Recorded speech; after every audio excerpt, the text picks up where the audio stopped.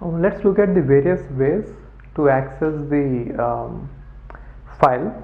So now the file is okay. So again, if I had to explain this, I had to explain you how the file is actually stored on the hard disk. Then only you'll understand this. So I'll quickly do that. See, even though you can logically view that the file is contiguous array of bytes, the way it is stored is very different, in the sense that we are going to split up the file into something called as blocks. Here we can call them as logical blocks, and generally the size of the block is going to be 512 bytes. In most of the operating systems they follow this. There is a reason behind it, I'll tell you. Okay, so and now we are going to have a hard disk.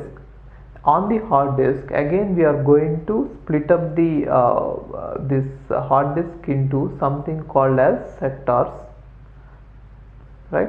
And each sector size is also going to be 512 bytes.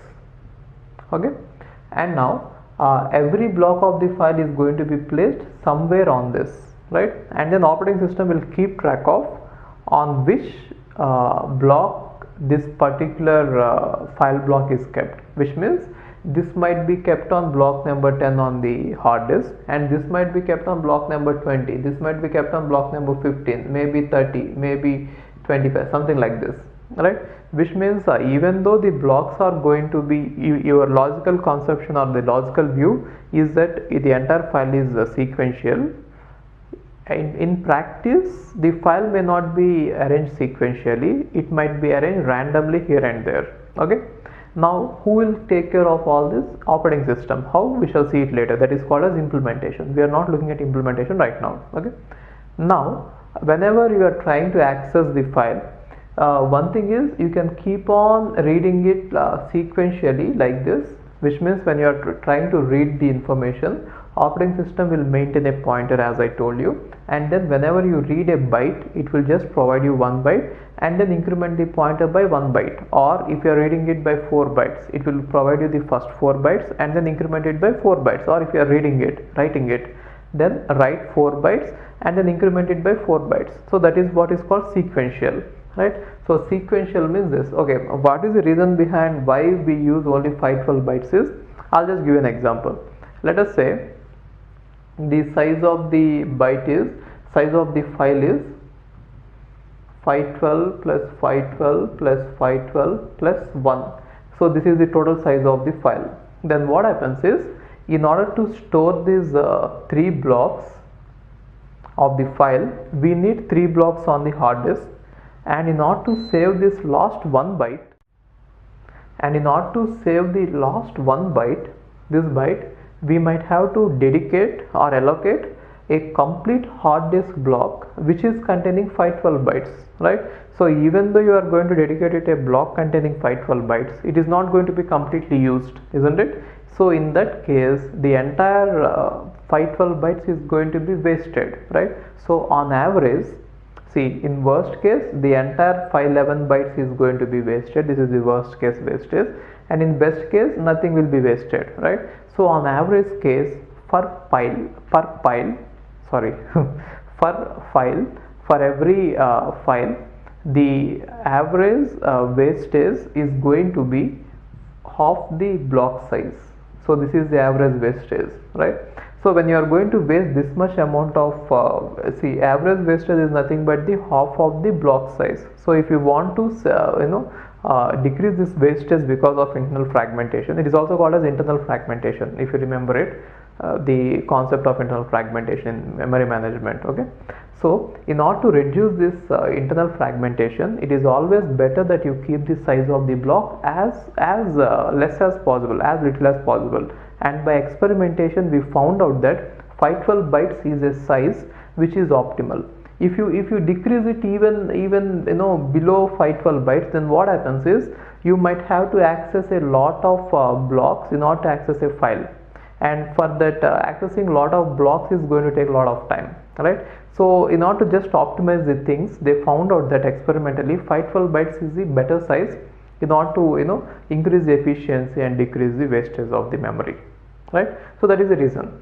And now how to access a file is, one thing is you sequentially access it. Most of the programs sequentially access a file. For example, if you take a compiler, and when you have written a program, and if you are giving it for compilation, generally the compiler will read it sequentially, right?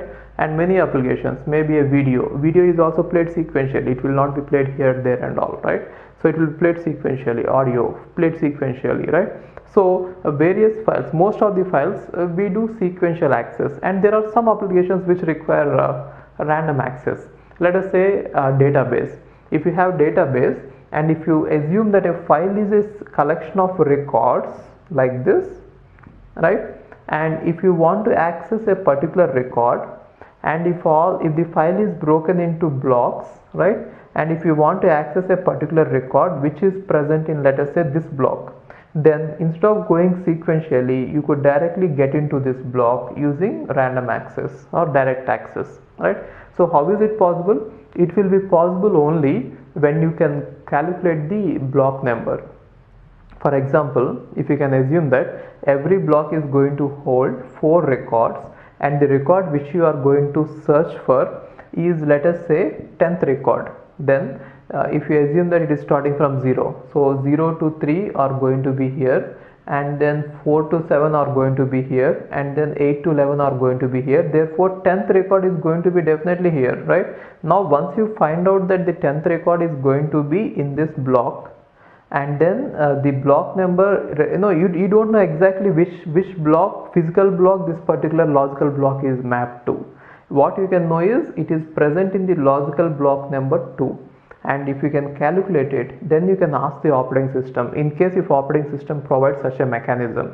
Not every operating system provides it, but in case if operating system provides a mechanism by which you can ask it by the block number, not the physical block number, the logical block numbers, then that is called as direct access. It will be useful in case of applications like databases, but most of the operating systems are providing sequential access only. Direct access is a bit complicated, in the sense you have to know the blocks. Why will a user worry about the blocks? We don't generally worry about it, right? Generally the applications like database applications, they worry about it, right? Therefore the code will be written inside the database applications to calculate the block number and then interact with the operating system according to the block number. Okay, we are not going to do that. And now there is something called as indexed access. Indexed access means, if you remember it, or you please watch the databases. In databases we have B and B plus trees and index files. There I discussed it. Even here also we have in page tables something called as indexing. I'll just go through it quickly. It is not important here. I'll just go through it quickly. If you have a file, and if it is sorted out on some field, and if you know how it is sorted, then you can say that 1 to 10 are here, and then 11 to 20 are here, and then 21 to 30 are here, 31 to 40 are here. Then you can have index which is going to point to each of the block, right? And now if the index itself is going to be long, then again you are going to partition into various indices, and then this index is going to have an index. Like this is the outer index, inner index and all. So you can see this in operating system where we have various levels of indices in page tables, as well as I have even discussed the same concept in the databases also using B trees and B plus trees. You can watch those two. It is not important here, but anyway most of the operating systems, that is, they are providing sequential access. Okay, fine.